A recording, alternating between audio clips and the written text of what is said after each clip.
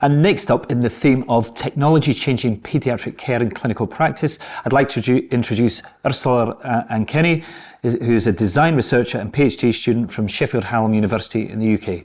Thank you, Ursula.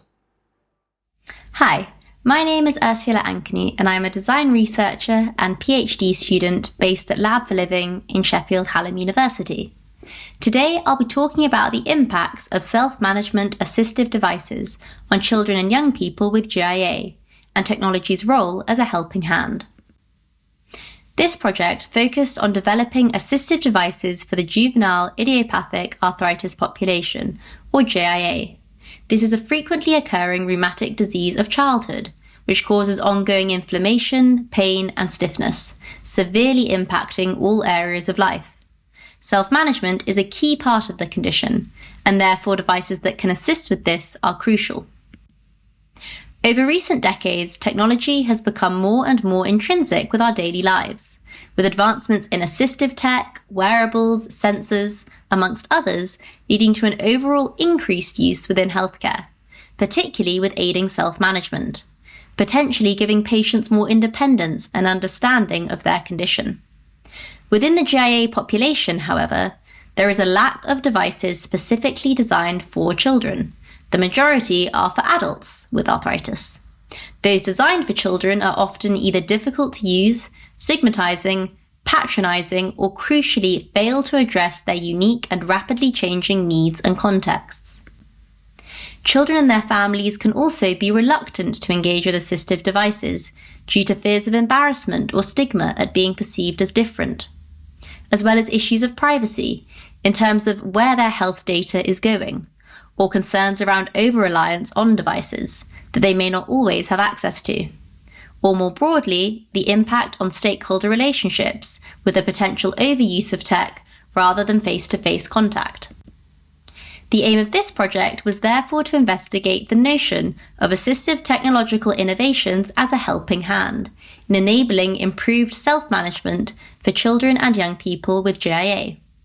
The innovations being investigated were previously co-designed with children, their families, healthcare professionals, and teachers to ensure they effectively met the unmet needs of the population.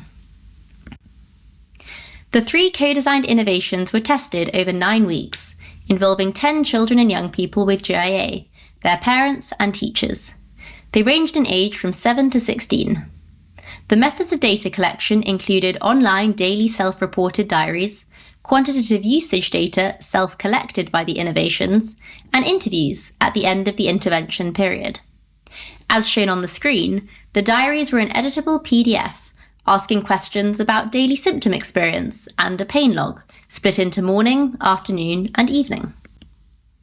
So what were the co-designed innovations being tested? They were a suite of 3 assistive devices. P1 is a wearable pain management device, with one child highlighting how it helped soothe their knee. They liked how you could position it exactly where it hurt. P2 is a motivational physiotherapy tool, with one parent sharing how it encouraged him to do his physio stretches as he hadn't been doing any before. P3 is a communication aid for use in school, with one child saying that the teacher knew I needed a rest break without me having to say anything in front of the rest of the class. Due to the fluctuating nature of GIA, prototype use varied significantly between the participants, as it was dependent on severity of symptoms as well as individual needs, as highlighted by these contrasting participant profiles. Participant 1 was largely in remission and therefore used the prototypes minimally. In contrast, participant 5 experienced severe negative symptoms the majority of the 63-day period, as shown by the shaded in red sections and red line, which indicated pain levels. They therefore used P1 almost daily to help manage pain, with P2 also being used regularly for stretches. Interestingly, this participant used P3 the most out of any other participant, as they found asking the teacher for help particularly difficult, which this device made a lot easier. So what were the overall results? 88% found one or more of the prototypes beneficial for helping with their condition management. This was broken down into 78% for P1, 60% for P2, and 40% for P3.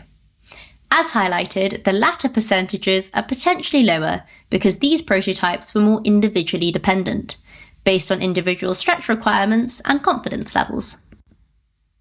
As each innovation had been developed to target a specific unmet need, P1 for pain, P2 to help with difficulty in doing physio stretches, or P3 developed to help with communication in the classroom.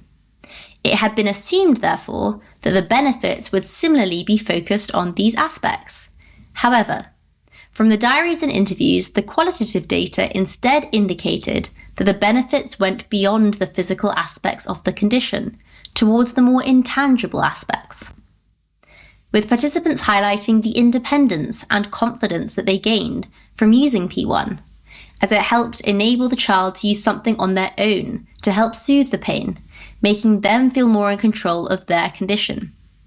The sensations themselves being seen as relaxing and enjoyable to use, creating a positive interaction. For P2, it helped act as a physical reminder to do one's stretches, improving motivation by making stretches more fun, and therefore better adherence as they actively wanted to do them. Being able to visually see their progression through the stretches also led to an increased sense of achievement, as there was an external marker to make their progress tangible.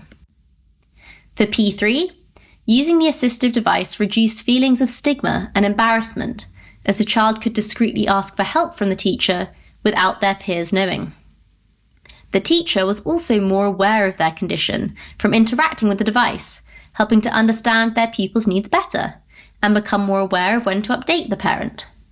The device also enabled the pupil and teacher to develop a shorthand to communicate needs, such as needing a rest break or to stretch one's legs, helping to strengthen their own relationship. This focus on the more invisible aspects of condition management in the benefits highlights three things. Firstly, the underlying importance of considering these hidden aspects, as they are clearly intrinsic to successful condition management. Secondly, the need to take them into account when designing assistive tech and products, as they can both enable or act as barriers to adoption and engagement with the devices. And thirdly, the huge potential for assistive devices to act as a helping hand across the entirety of a condition, such as GIA, empowering children and their families to self-manage more confidently. Following on from this successful proof of concept study, these devices will now be trialled in a larger feasibility study next year to further understand the benefits and the extent to which they enable improved condition management. The study will involve 30 children, their parents and teachers, where they will test them over a 3-month period. Thank you for listening. My contact details are on the slide, so if you'd like to find out more or get in touch, please do. Thank you. Thank you ever so much, Ursula, for your great presentation.